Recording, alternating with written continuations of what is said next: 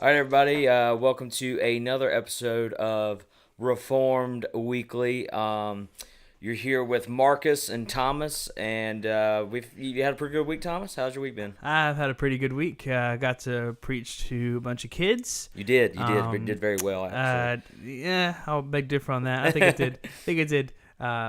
Adequate. Is the proper word. All right. Got to do that. That was quite a blessing. And just preparing for Halloween at this point. Halloween. So you're a Satan worshiper then? Yes. Okay. So okay. What are you going as Halloween? What am I going to be? Yes. I'd love to be Charles Spurgeon. Oh. To be quite honest with you, I feel like I have the beard for it. But anyway, I don't know. Usually we do a trunk or treat at our church, and we do a theme with our car, and so it'll all depend on the theme that my wife picks. To be honest with you. Okay, that I feel like that's appropriate. I am going to be the most low budget person ever. I'm getting a white shirt. All right. I'm getting a thing of paint. I'm writing out the word life, and then I'm going to carry around a bucket of lemons. Bucket of lemons. That's my entire costume. All right. So basically, you're going to be mistaken as a homeless person all day. Yes. Okay. All right. Well. What do we got? What do we got on tap for today? Well, first, want to let everyone know your Joel Osteen quote of the week. All right, this is pulled right off of. Get your tablets ready. Get some notes here. You're gonna want to take these down. This is right off of Joel Osteen's website. Now, I was going to do a fun little game where we did Joel or Jesus, and I was going to try to see if you could figure out which one Jesus said, which one Joel said. That would have been fun. But I sifted through hundreds of Joel Osteen quotes, and I could find nothing even remotely biblical or surprise. or close to what Jesus said. So this will have to do. So this week is, when I see thousands of people before me, it just doesn't come out of me to say, you guys are terrible. And you're going to hell. I'd rather say that God is a God of mercy.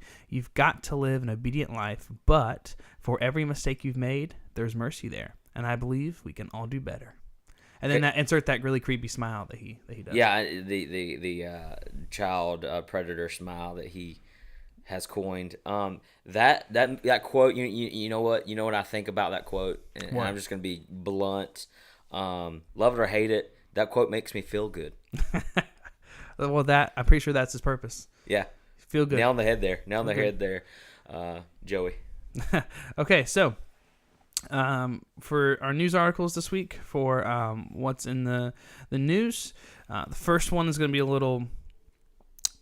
little heated among some people. Okay. This is from the original news article I located was from BuzzFeed, unfortunately. I mean, BuzzFeed is the trash of the news world, but when it comes to this, they had a decently good article on it, which was surprising. But there is a Christian baker right now, I believe in California, and there's a gay couple. Okay.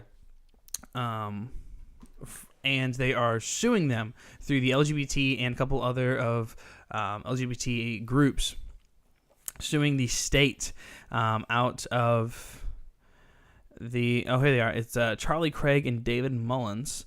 Those are a couple of normal names. I like that. Charlie Craig and David Mullins, and they are suing because sound like a nice couple. They were denied their ability. They were discriminated against, and that's the whole premise of suing, because the discrimination laws in the state. Apparently, there's a loophole for religious groups to deny homosexuals birthday cakes. Right. That's the whole thing. Birthday Unfortunately, cakes or wedding cakes? I feel like a gay birthday cake would be okay. I feel like it's still a cake. It's still a pastry. I don't know if it's in the birthday cake. Apparently, there's no other bakeries other than Christian bakeries in the entire state. Okay, so that seems like a problem for them. Oh, here it is. Here's actually, it's Colorado. That's where it was. Okay, it's Colorado. Asked the Supreme Court on Monday to uphold a judgment against a Christian baker who refused to sell a custom wedding cake all the way back in 2012, warning that creating a loophole for religious people to sidestep Colorado's anti-discrimination law could have far-reaching consequences that diminish rights. You can't let religious people, like basically Christians, I love how they try to use religious people like it's this umbrella, but really it's Christians. Right. We can't let Christians deny gay people cakes, because then we're gonna have hysteria and it's gonna be chaos, because then people are like your local deli is gonna start saying that, oh, we can't have black people in here. Yes, because that's an easy bridge to cross. That's a nice jump. Yeah, that's pretty easy. And I don't want to get too political, but this is basically comes down to how capitalism works. Yeah. And capitalism is flawed. Every political system is flawed right now. We have not found the perfect system. But when it comes to capitalism, the way it works is if you opened up a bakery, and if myself, Thomas, I opened up a bakery. That could be fun. Yeah. If Can this not be hypothetical? Can we if we both opened up bakeries, and you said, I don't want to sell to black people, and I said, I want to sell. Let's just get something straight, people. With my name being Marcus, that's not going to happen. Okay. Let's for hypothetical. You put up a big sign that says, I'm not selling to black people, but I put up a big sign that said, I'm selling to everyone. Who's going to make more money at the end of the day? Well, obviously you would. So that's how the system works. So Christians are willing to take that hit of money from the gay community, right, to uphold our religious beliefs. Now, do I agree that we should deny gay people cakes? Personally, I feel like I would bake the cake and witness to them. I feel like you do the same thing. And that's where I'm going to jump off on this. Get ready, people. Buckle up. But my whole mentality through this whole thing is that if I were making cupcakes for a living, which I'm not down on that at all. That sounds like a lot of fun, a lot more fun than being a youth pastor, to be quite honest with you. But I'm a diabetic, so I digress. But if I were making cakes, I would definitely, as a Christian, seeing the world through a Christian lens, I don't believe I would deny them a wedding cake. Now, because you got to remember, you're not affirming the marriage by baking a cake. There's nothing legal. The marriage certificate is not null and void if you say I'm not making a cake, okay? And here's the deal here. I believe, like you said, I would bake the cake, and the whole time, from start to finish, from the time they came into my shop to the time they left with said cake, I would be preaching the gospel of salvation to these guys. Not in a beat you over the head kind of way, but I would definitely let them know that, hey, you should fear God. God is a God of justice and of mercy and of grace, and I would be praying for their salvation. And I don't know, I probably would handle it differently, but at the end of the day, I don't know if the government should get involved in this. It's a very tough situation. I know Christians are split on this thing, but that my 2 cents is, hey, bake the cake, preach the gospel, and let Holy Spirit do His work. I mean, I think we go back to our childhood when I say, what would Jesus do? Oh man, you got the bracelet on? I do not actually. You can't even find those anymore. I know. I think I had one. I had a bunch. I had one for every day of the week. But like, do you think Jesus would, if these guys came in and they asked for a cake, you think Jesus would just say, no, see you later? Or I think he would have preached the gospel. I mean, I'm not going to say whether he'd sell them the cake or right. not. I'm not going to make that statement because I don't know. But he would at least share the gospel with them. We can agree on that. That's right. So, and maybe this guy did. I don't know. Yeah, but I'm just saying, at the very least, we can do is share the gospel. And if you bake cake or not. I think I would have baked the cake. And last point I want to make on this is the same Christians who will say we can't do that or it's wrong. Do you also deny Mormons cakes? Ooh. Because last time I checked, Mormonism is a heresy. Yeah, it's a sin. It's all sin. Yeah. Do you deny every person that has an affair? Okay. And that's the thing is like why do we draw the line there? I know people who are good brothers and sisters who have fallen and they've cheated on their wives. Some of them are divorced. Some of them they've saved their marriage. And I believe that sin of adultery is just as great as the sin of homosexuality. The difference is those men and women that I know are saved believers.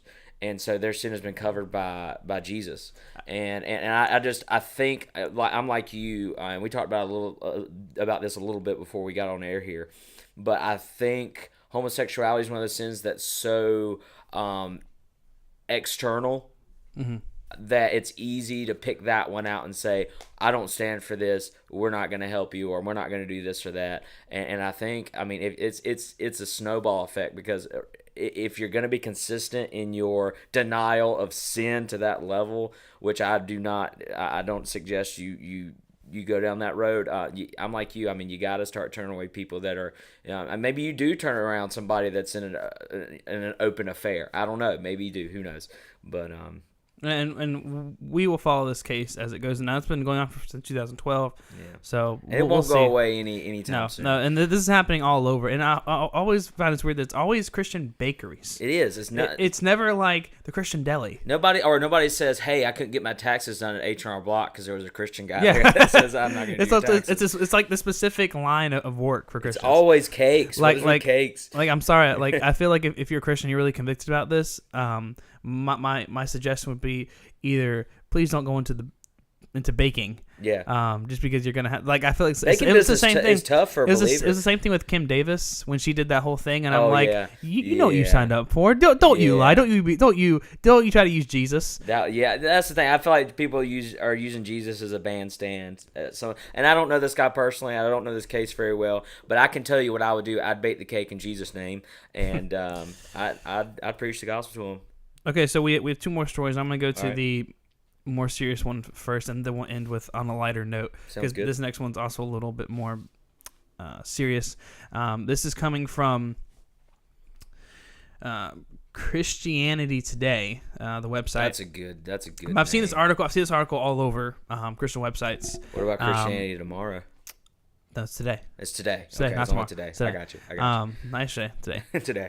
But it's the title of the article is, with rising teen suicides, the church cannot afford to mix messages on mental health. Okay. And I was like, okay, so I think I know what they're trying to say. And if you read the article, it does say what I thought. Is a lady from Oregon, and she's writing how in the church we tell people with mental illnesses like depression or suicidal tendencies, Right. that they could just pray it away, and that God will heal it. Yeah. And they're trying to say that, no, we need to tell these, they need help. They need medical help, and that's what most of the article is about. But the thing that gets me, and there's some pictures here, the people in Oregon, they're facing a big suicide epidemic right now, and they're putting up these signs in this one city to try to they're from the church. I think they're sort of like, hey, we care about you. Okay. For teen suicides, but the problem is that I had, and this might be a very minute problem, but here are the 4 signs they put up, and I want you to tell me which one stands out to you. The first one is, you matter. Okay. So, okay. The second one is, your mistakes do not define you. Okay. Third one is, don't give up. And the last one is, you are worthy of love. Okay. Those are very. Some of those. I would venture to say, to some degree, all of those are true.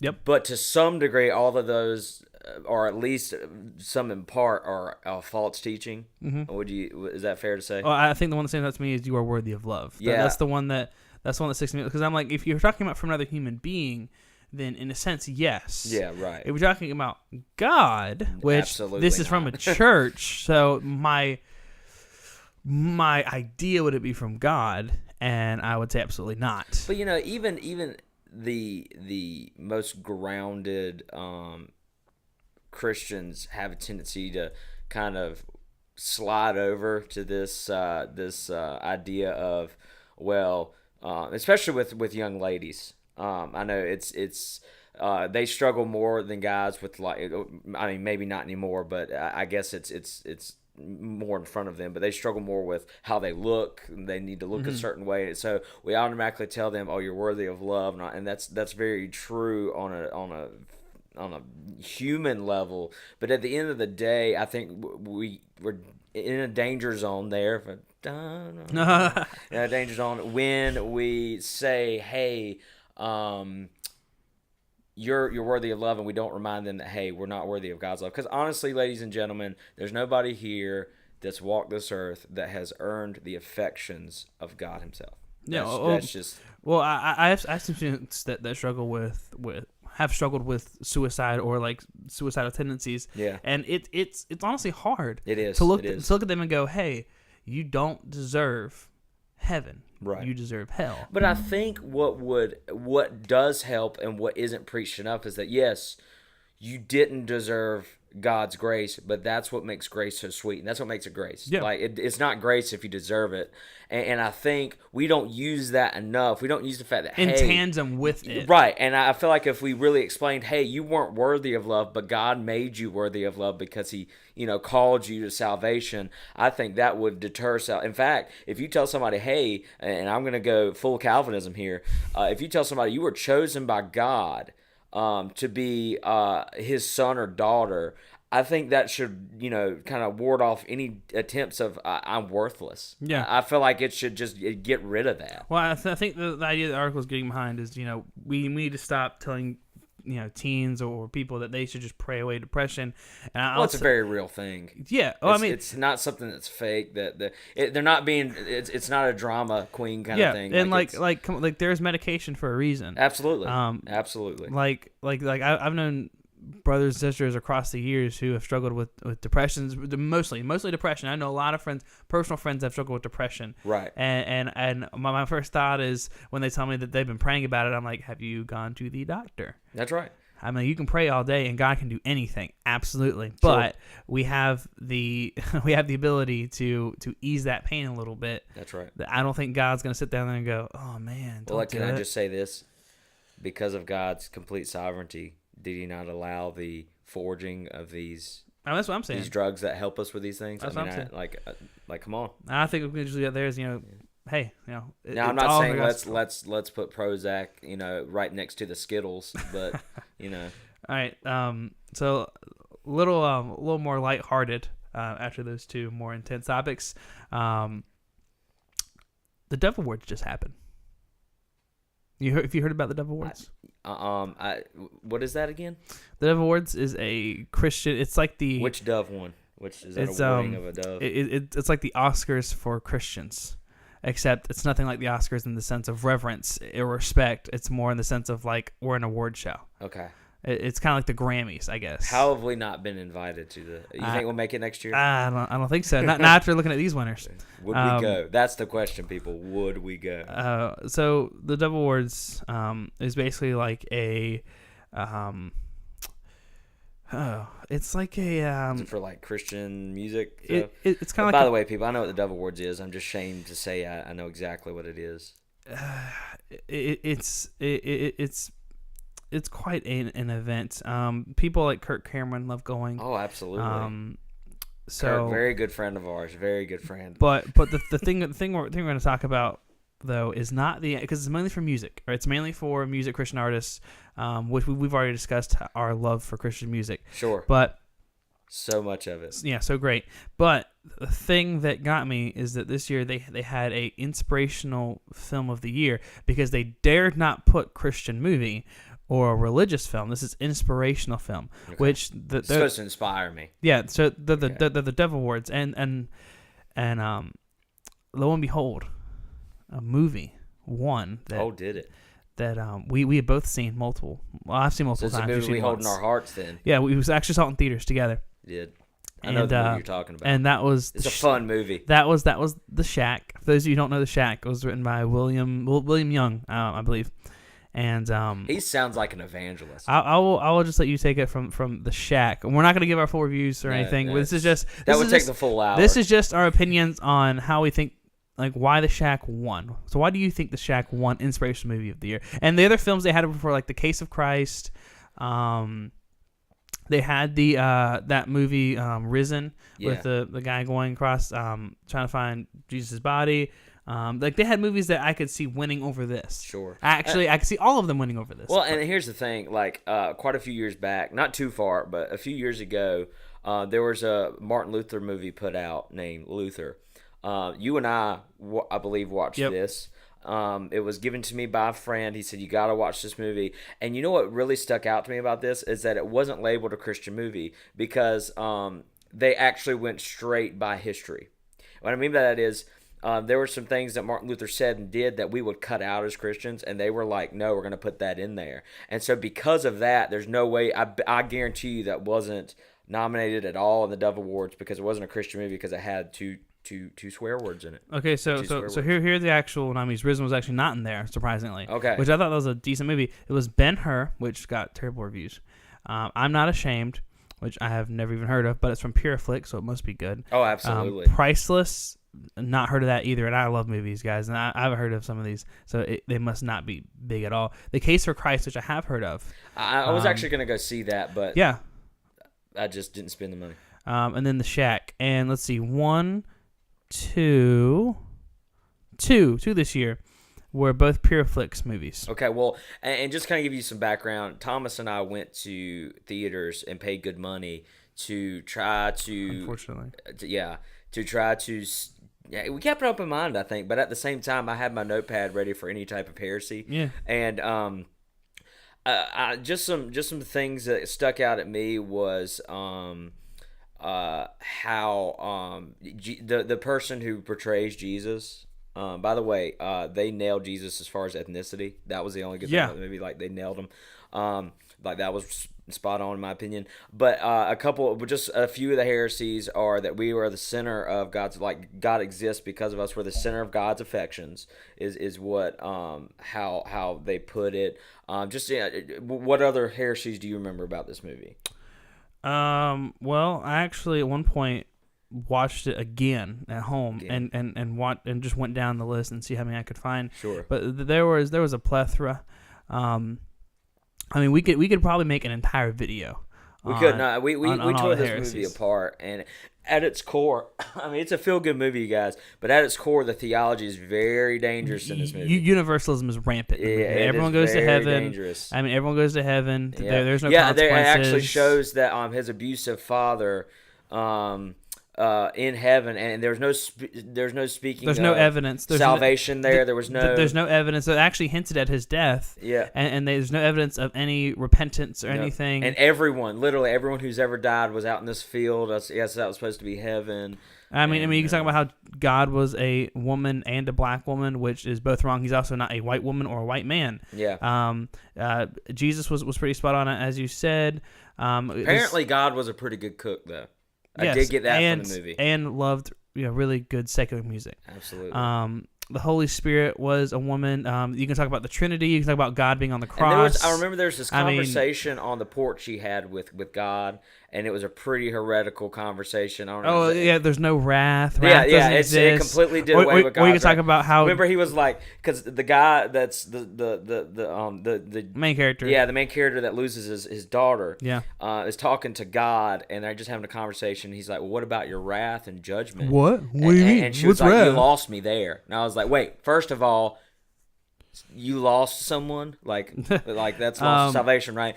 But the thing that got me is she was literally, and it wasn't just hinting at it. She literally said, "God has no wrath. God is not just." Yeah, it wasn't subtle at all. No, it was not. She literally came out and said it. And then there's also the scene where he's on the porch or on the dock with Jesus. And Jesus said, "All of this is for you. We exist for you. That's right. You're at the center of our Thus love. Us being our God, love. Right? It was basically. Yeah. Look, it's a great storyline. I'll admit it. It's probably a good book. Or how about we're all children of God? That's another thing. But here's what I'm going to do with it, just so I don't get angry. I'm putting it in the Christian fiction section. Because that's what it is. Like the theology's terrible. It's not biblical, but yet it wins because Christians have this idea of this gospel that they want to be comfortable with. And I'm not comfortable with God's wrath, so they cut that out. And they're like, that's great. This is loving teddy bear God that's here to catch me when I fall. And that's why our churches are full of it, man. That's why this won. But real quick before we move on, because I don't want to go too long on this, but we do have to say there are some positives about the movie, like the fact that I know some friends that really like the story of forgiveness, like the whole the story of forgiveness is fine. The cinematography is fine. It looks fine. It was a very good budgeted film. It was a very very very big budget film. Had good acting. The problems that we're tearing down is more the theology and the story. And it's a dangerous theology that people are accepting. And it looks good. It's a good looking Christian movie. I can go into pros and cons all day long. I hope to eventually do a full review, but that's just our take on it winning the awards. So it's complete poop. That's what I would say.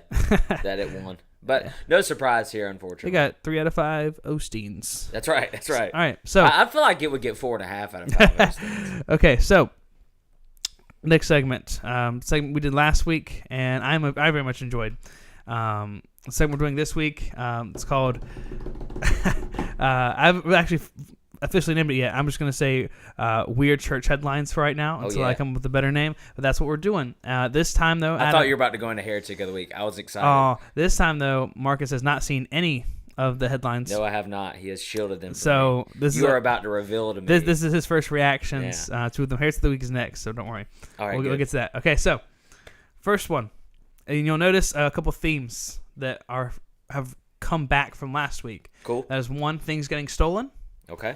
Trump is in here thieves. again, and Okay. I did not try that. He just happened to be in here again. Trump's in here again, Can you keep Trump out of the headlines? That's and Satan. All three of those are kind of a nice little theme. By the way, just going back to the shack really quick, the devil never is spoken about, or hell. So Oh, actually, another fun fact: Jesus is never called Jesus. no. He's called the Son the entire movie. I don't know why that bothered me, but it did.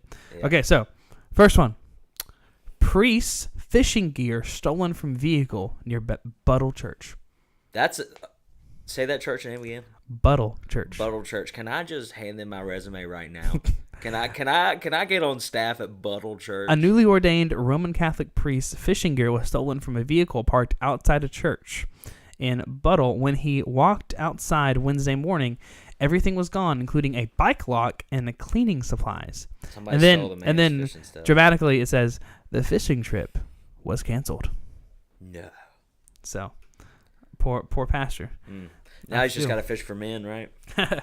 And women. So next one, Trump endorses pastor who says Satan started the Catholic Church. Look now, there's been some crazy teachings over the years, but I'm almost along with that one. I'm almost. It's close. It's just, I don't know if I go that far. Like Yeah. I don't know how far I go on that. It's but not a tough sale. It's not a tough sale. that's not who you're selling it to. That's right. Okay, so here's another one: stolen snowblower sought by New London Church. So here's what I'm gathering. People love to steal things from church and random things like Pope cutouts and fishing gear and snowblowers. New London Church residents are asked by the St. James Church in New London to keep an eye out for their missing snowblower. The New London Day There's an reported. investigation. Church officials say they reported the item stolen to police last week. Man. The next one goes right into that. It segues really well. Couple scrapped bronze doors stolen from church. Okay, can you say that again? Couple scrapped bronze doors stolen from church. Okay. A couple is accused of selling bronze doors for scrap after they were stolen from a church in Hopedale, Massachusetts. So they just went there, stole the doors off the church, and went and sold them things for scrap. Wow. and this is a this is a quote from the pastor. One day I was going into the church, looked over here, and the doors were gone. That's very detailed. Yeah. That's going to help the police a lot. What do they look like? Doors. And listen. If you have doors on your church that you could sell for scrap, I don't know. I feel like wooden doors are the way to go. You don't get anything for wooden doors. A pastor hopes his brew pub will be a religious experience for some. Hey. I know you like that one. Yeah. Just a little awkward. So but- you said a brew pub? yeah, a brew So pub. I can go there and have a brew and a a bro. Yeah. You know. All right, I like that one. I like that one. And give me his contact. I want to. This one we laugh. Mark Wahlberg says Mouthful. he's Mark Wahlberg says he prayed to God for forgiveness for Boogie Nights, the movie. He should have.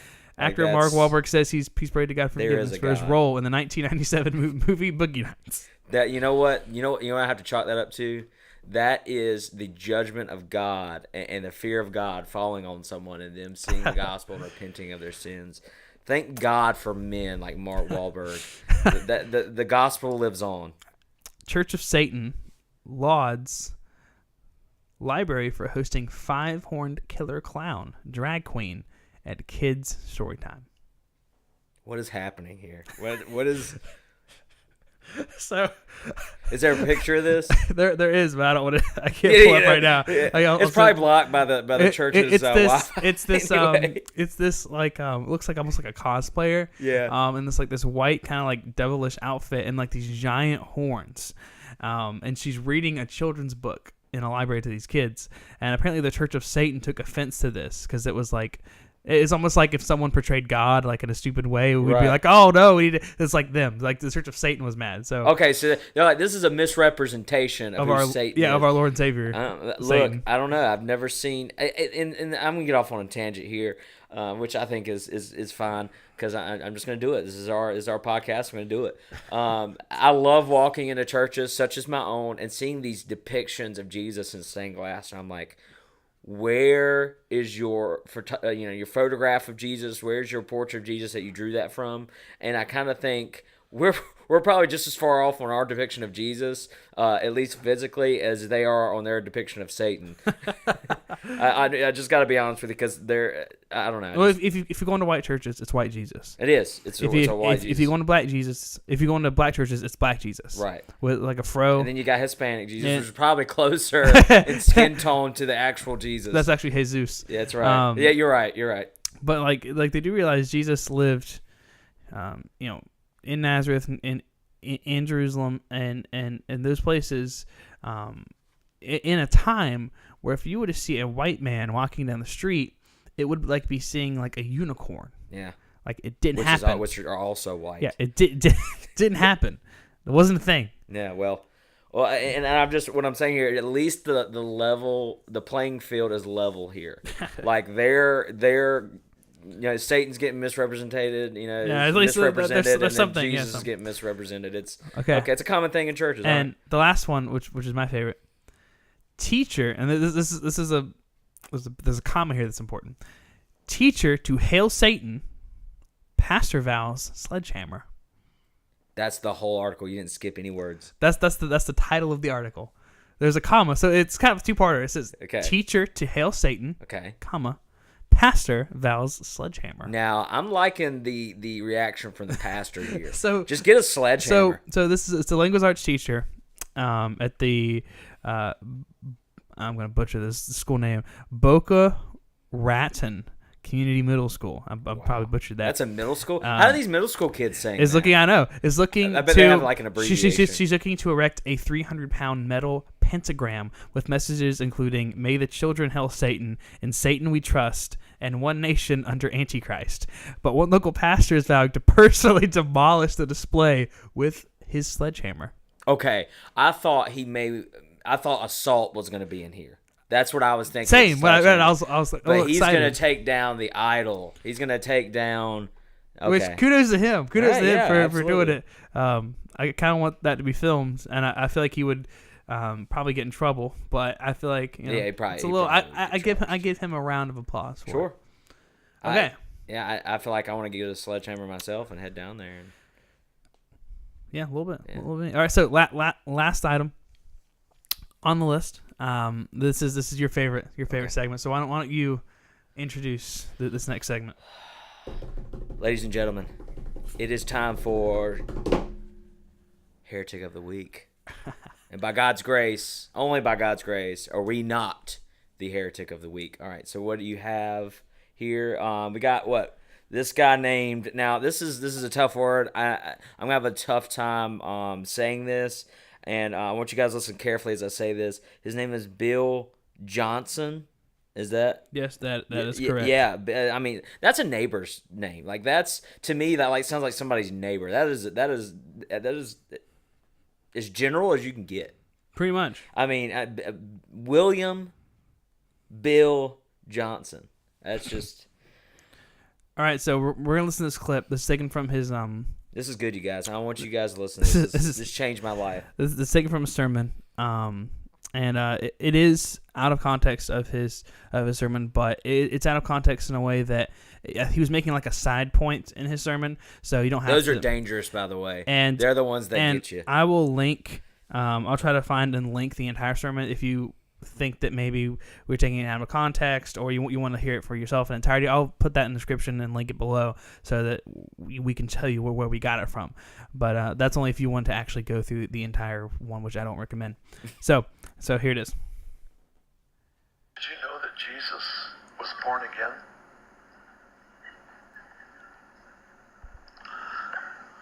I asked the first service,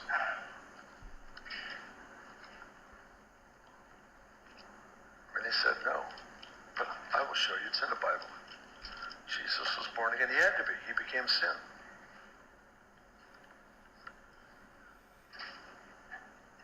Hebrews 1, it says this, for to which of the angels did he ever say, you are my son, today I have begotten you?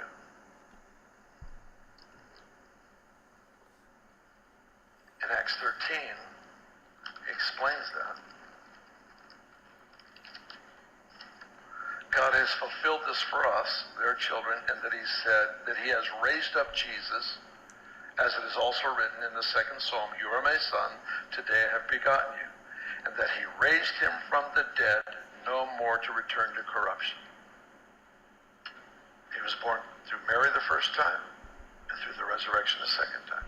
He was born again. Okay, well, can I take the wheel on this one really quick? Go for it. First of all, Bill, my buddy Bill here, you preach with the fervor of a sloth. This guy had me on the edge of my seat and I mean like I was about to fall asleep on the edge of it. I'm sorry. This is gonna sound mean. People are gonna tell you, oh, you're just judging. This dude, I'm sorry, was not exciting at all. And the fact that the gospel that he preached was absolute heresy, even just is a cherry on top. I mean, like, I guess you gotta say things like this for people to listen to your sermons, because if you preach a normal gospel, the gospel that's in the Bible, like he just preached, I don't know, that's tough. That's a tough call. But I'm just gonna take the reins on this one. No. That's my response. No. No. His whole argument was Jesus was born again. Even the Bible doesn't say that. Jesus was born again because he was born out of Mary, so it's the first time. Then he was born like out of the cross. So Jesus had to be saved from his sins. Essentially, is what he's saying. Does he think just because he just died and came back to life that was him being born again? That's what I gathered from his explanation. Quite next to Jesus there. Yeah. I mean, this was. I want to know what Bible college this man went to, because I've got to get some of that. Well, a little backstory on Mr. Bill Johnson here. He was born in 1951. He's a charismatic Christian revivalist, a speaker, author, and current senior pastor of Bethel Church in California. He's appeared on television segments aired on the Christian Broadcasting Network, Trinity Broadcasting Network, and Sid Roth's It's Supernatural, and several faith-based documentaries. He's been featured on the cover of Charisma magazine and has been the focus of several magazine articles. Okay, and I'm just going to say this for a second here, Thomas. If you ever wonder if my ministry is going off the rails, if I'm on the edge of heresy, if you ever see me on TBN, you know. If you ever see me on TBN, it's if you ever see me on the Oprah network, yeah, giving an interview with Oprah, then you know that I've reached that line. Absolutely, and so I think we can say, I mean, you don't have to go to Bible school or anything to know this, but yeah, Jesus was not born again, people. And that's, like I said, by God's grace, we would be the heretic of the week. But that's a doozy. That's a.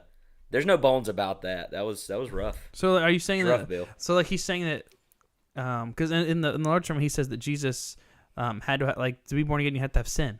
Yes. Like, so he's saying that Jesus sinned, or he's saying that at some point in Jesus' life, he wasn't God.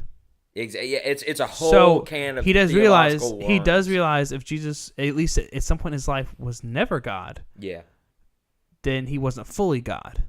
And we're in trouble. And that means that we didn't have a perfect sacrifice for us, which means that that kind of cancels out a whole part of the cross. I'm glad we don't have to worry though, because since we know now that Jesus was born again, I think we can sleep tonight.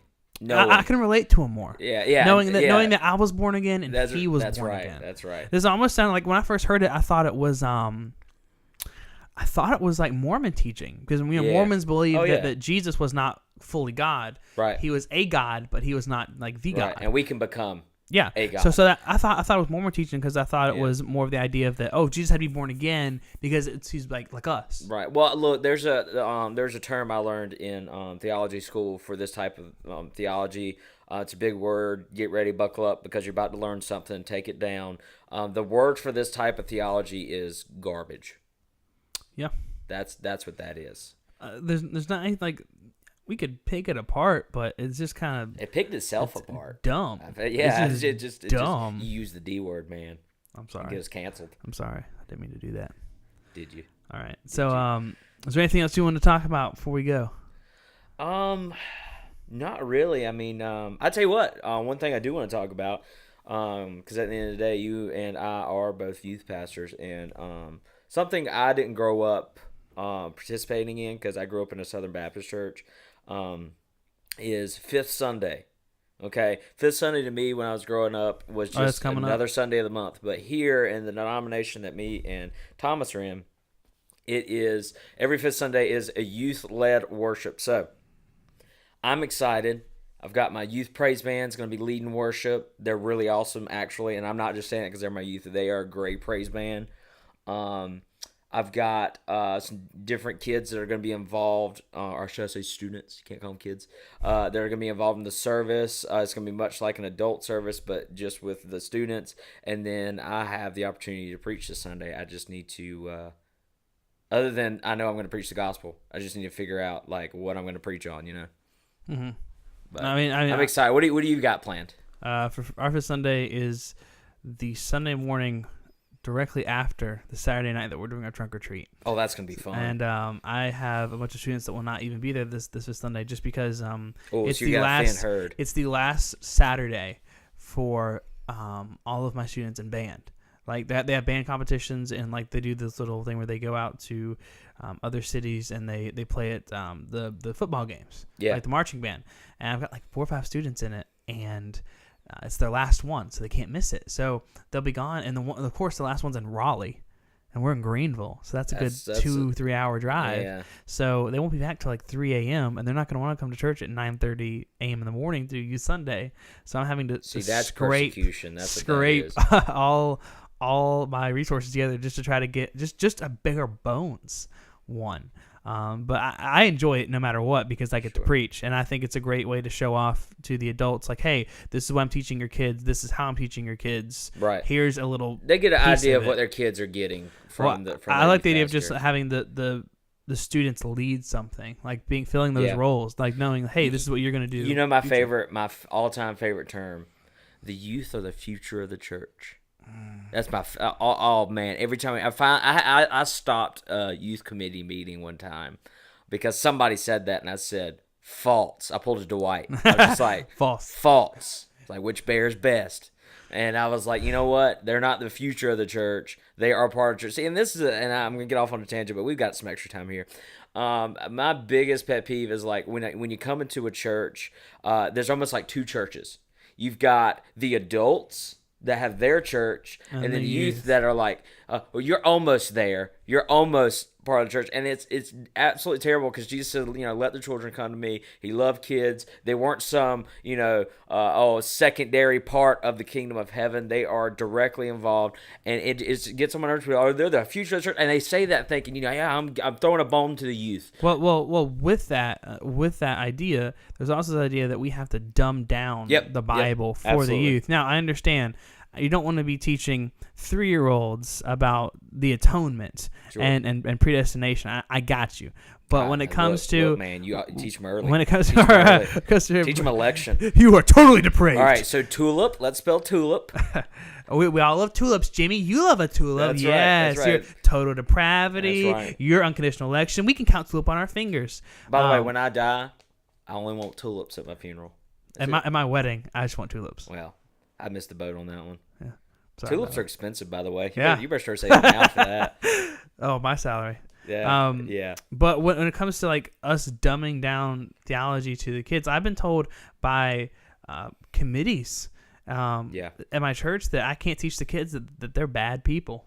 Well, it hurts their feelings. I'm sorry. Darn it. Thomas, it hurts their I'm feelings. sorry. We'll just change the Bible. That's right. To Yeah, help. yeah. The gospel that Jesus and Paul and Peter preached. It's just it's for radicals. I almost wonder. I seriously wonder this. Do they think when Jesus did the Sermon on the Mount, they just was like, okay, after here's the bread, here's the wine, Right. Here's the fish. Also, this is the time where the kids are going to go down the street For children's with church. Judas. Judas, you're going to take the kids down the street. You got Judas teaching children's church. What are you trying to say about our children's church people? Bad Judas and good Judas. You're both going. And adults, you're going to stay in here. Judas going to teach you how to tie a if you're knot. if I'm you sorry. I if should you're have said. if you're fifth and under, you're going to go out at this time. And I'm just like, do they think Jesus did that? It's like Jesus preached to everyone. You know, I remember a time hearing about how when Jesus was, a kid, he was out there, in the synagogues Yeah, talking but about theology. No, he's the future. He was the future of the church. That's Yeah. what he was telling the people in the I synagogues. wonder the future if of the church. Pharisees were like, no, he's the future of the church. That's Like, right. That's right. No, he can't preach now. Let him come later. We'll kill him later. It's just a pet peeve of mine. I think we don't expect enough of our kids as far as theology, Absolutely. but I also think we don't give them enough credit for their involvement in the church. They just go one week every so often in the month where and that's a lot of times it's almost like they're expecting a youth talent show. Yeah. You know what I mean? Like, all right, let's see what little Jimmy can do on the guitar. I want to see what Brittany has on the piano for us. That's right. That's right. It's like a showcase for the youth group, and I absolutely despise it. But I'm excited because and when I was first interviewed at the church that I'm currently at, I said, and it's probably dumb to say, but I was a young guy and I was stupid, but it was probably correct to say. But I sat down and I looked the pastor in the eye and I said, I'm not here to educate. I'm here to educate. I'm not here to entertain your kids. If you're looking for somebody to entertain your kids, I'll walk out right now. And that could have went a lot of ways. He could have said, yeah, go ahead, get out. But he didn't, and we wound up, I'm still at that church, but I feel like there's too many youth pastors out there that feel like they're hired just to entertain the kids, make sure they're babysitting during. I've struggled with that. Absolutely. Because you feel like if you don't give them some entertainment, I'll do a game a lot of times before we start youth, just because I feel like if I don't entertain them, at least on some level, yeah, they're gonna go home and be like, "Oh, it was boring. I don't want to come back." He was boring. The gospel's boring. I hate saying that because I don't. When I attended youth, we didn't have games. At least towards the earlier part, sometimes we did, but it was mainly just we started, we finished. That was it. We just went out and threw rocks at each other until it was time for the lesson. It was more me just trying to talk to girls the entire time. Trying to is the key word there. But I've learned that if you integrate entertainment the right way, not to overtake the gospel aspect, the youth group can be a fun place. Yeah. I actually have gotten. I actually am now I get a little bored when I go to adult Bible studies if they're not really good with dialogue or actual getting into deep studies, because I'm like, I want to play a game. Yeah. I want to get to know you a little bit better. Yeah. But that's just my take. Play Mafia. Yeah. That's on. Look, and this is another thing. This probably tells a lot about my youth. They love the game Mafia, where you secretly kill people. They love that game. We play it often, but I feel like there's a fine line between watering down the gospel and entertaining kids and feeding them that gospel. Because at the end of the day, I preach the same gospel to these young people as I do to any adult. I mean, it's because you know what? It's not about an intellectual thing. Yeah, well, I also feel like kids at that level, they can only take so much learning, especially when they're at school all day and they're already being, pumped in all this information, 7 or 8 hours, and then they come straight to church. I'm like, I don't just want to pump them straight. It has to be a little more interactive at their age level, just because their mind is numb at the end of the day. Well, at the end of the day, we're only preaching to the elect anyway, so. I ain't even going to that. All right, well, I think that's going to be it for this week. Just so you guys know, our goal is 100 subscribers, so we can get the custom URL link to send out. Please please share.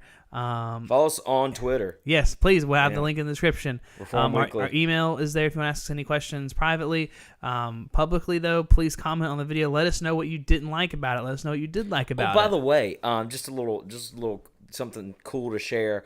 I went on our Twitter a couple days ago, and there was a brother that had followed us, and he was out towards Raleigh, and he actually goes to Integrity Church, which you and I. We know people from Integrity Church. That is a great church. Shout out to Integrity Church because we are here in Greenville and they are in Greenville. And so, but anyway, I thought it was really cool that we connected on that level. And he's right out there. He drives from Raleigh to Greenville. Wow! Just so you could go to a Reformed church. I was like, props to you, bro.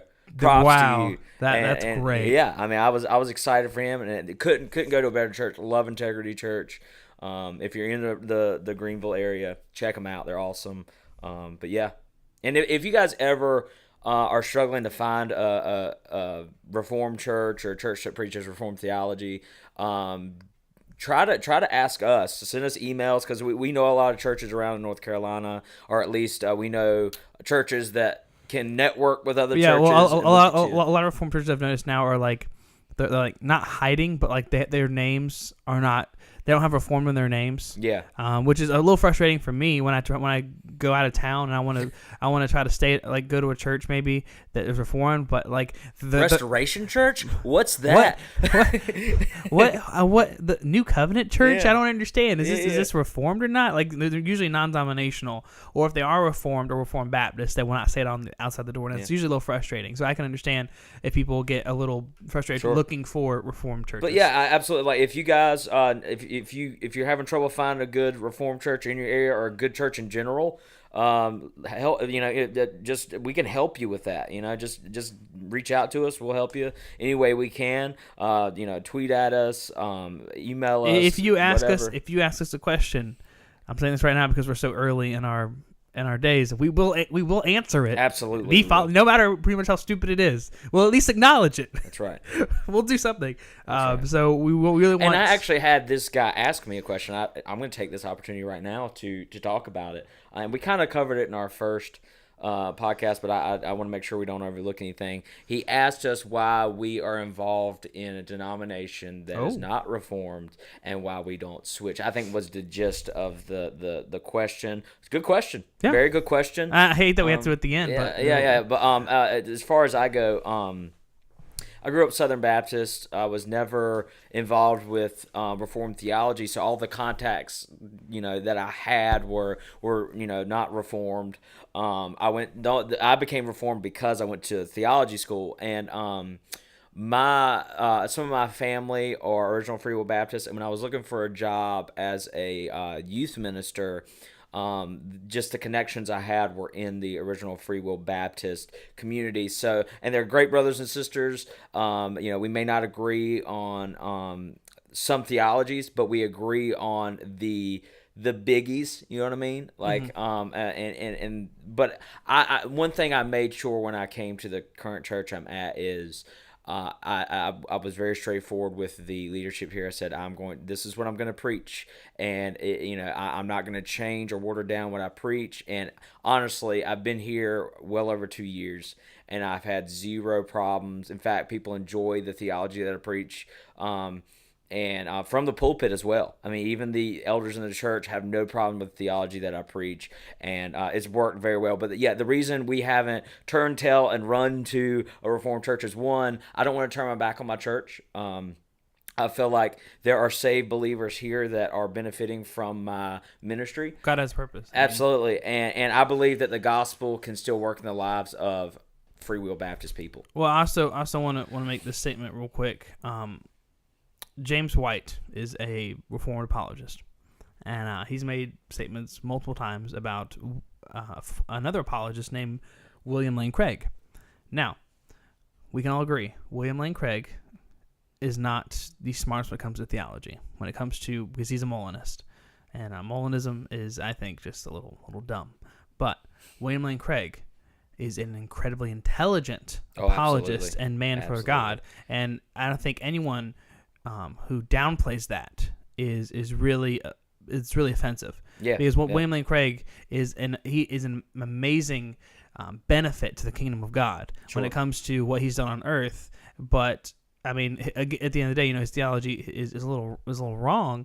But we would not downplay the fact that he has benefited the kingdom tremendously, or that That's right. or that he can't benefit the kingdom just because he's not reformed. So the fact that we're reformed and we're in churches that are not reformed does not negate the fact that we can still do God's work in these churches. Now, can we do more if we were in a Reformed church? I guess in a way we can be more open about it, but we're not. It's not like we're dumbing down our theology Nope. or we're preaching non-Reformed theology. We are in fact preaching Reformed theology all the time. If anything, we're learning ways to better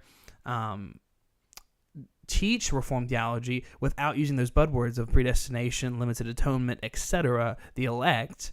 Right. And I think that it's more a little open because those buzzwords are so they're so offensive to people who know Reformed theology and hate it, that preaching from a different side, like a different angle Yeah. on that same topic is I think could be a benefit. So Well, and you and I know we have such a blank canvas here. A lot of these people don't know the difference between Reformed theology and Yeah. the I have a theology shirt. that their denomination holds. I have on a shirt to. that says Calvinism, and I could probably wear it in Sunday morning, and probably one person would understand what that meant, and that would be the pastor. So it gives us a chance to, like, who needs Reformed theology the most? People who don't have it. Yeah. So I don't want to turn to, at the end of the day, this is my church family. They're not perfect, just like any church. But I feel like if I cut, and run to a Reformed church, I'm leaving behind brothers and sisters that still need good theology, and I can bring that to them by God's grace. So that's kind of the answer to the question there. We just don't, we don't want to leave anybody out. I believe God's put me here for a reason, and I don't want to just, Now, abandon ship. but we do want to make a statement though. If we in the future, if we did have to move on from our churches or we felt called to another church, preferably both of us would want to work at a Reformed church. Sure. Preferably. Absolutely. It's not like we're saying, "Oh yeah, we're gonna go change all these non-Reformed churches." No. No. Or that's not what we're saying. God happened to put us in this place, and we're trying to use it to His benefit. That's right, and I believe you can. And at the end of the day, any church you go to you're gonna disagree on something, because even in Reformed theology, there are subsets of beliefs that people disagree on. Yeah. I mean, that's just as long as we're here until Jesus returns. That's the way it is. So, but yeah, that's kind of answer to that question. No, we're not sellouts as much. You guys probably think we are, but yeah, I think we're done for the day.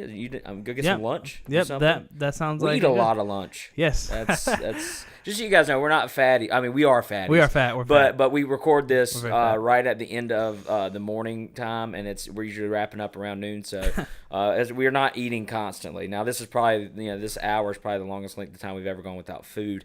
But we're gonna grab some food. I hope you guys enjoyed the show. Again, get at us. Tell us good, bad, ugly, whatever. Ask us questions. Ask us tough questions. If we don't know, we'll just say I have no idea. And but we'll cover almost anything on the air. You got anything else, Thomas? Nope. That's it. right. Comment, subscribe. All right. Well, until next week, you guys, keep up with that Reformed theology. We love all you guys, and take care.